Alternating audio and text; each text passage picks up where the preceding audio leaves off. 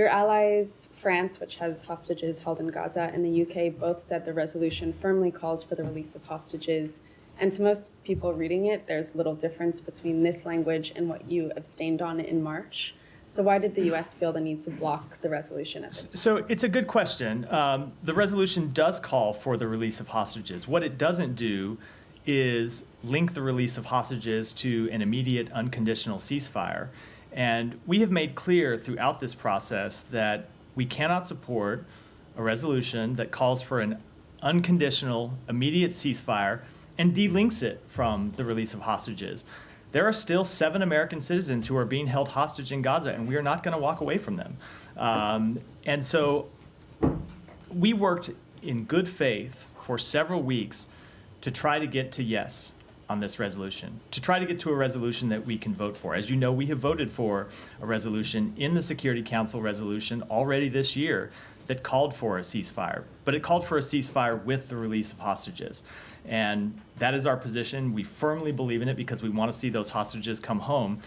And I would kind of turn the question around and ask, why is it that the countries pushing this resolution couldn't actually link the two? Why they wouldn't agree to link the ceasefire to the release of hostages? What is it to the release? What is it about the release of hostages that they wouldn't support when linked to a ceasefire? It seems to us plain common sense that if there's going to be a ceasefire, that Hamas shouldn't get to continue to hold the hostages. And so we want to see the two linked, and that will continue to be our position. We will continue to look for ways to find consensus with other countries on the UN Security Council, but because of that language, this resolution is not something we could support. But as was pointed out earlier this morning, this resolution did contain a call for the release of hostages. What was defective about it? The defective is that they were not linked. We believe it's important that you get a ceasefire. You get a ceasefire that secures the release of hostages. And we proposed a number of different formulations that would link the two, and that would call for a ceasefire that includes the release of hostages. And I don't understand. Hold on. Let me just say, I don't understand what could be objectionable about that language. Well, right. Well, no, but I guess the point is that other people don't understand what could be objectionable about the language that you just vetoed. What is objectionable to us is that it calls for Israel an immediate ceasefire and the immediate release. It calls for an immediate ceasefire, and we don't think that Hamas.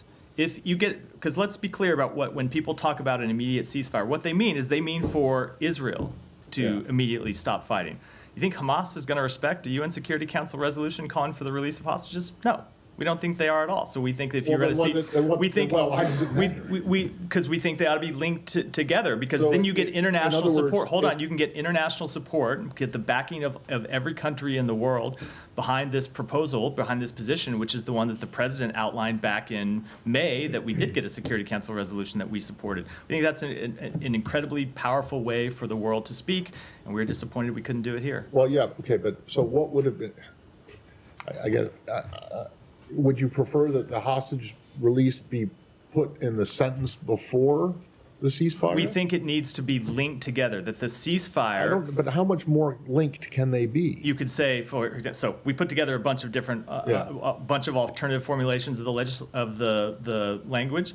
I'll just give you one here. A ceasefire that secures the release of hostages. A ceasefire and you proposed that language and people... Maybe not that exact language. We proposed a number of different formulations of the language that were not accepted. And I, for the life of me, can't understand why they weren't accepted if the parties backing the resolution really wanted to get to something that could pass the Security Council.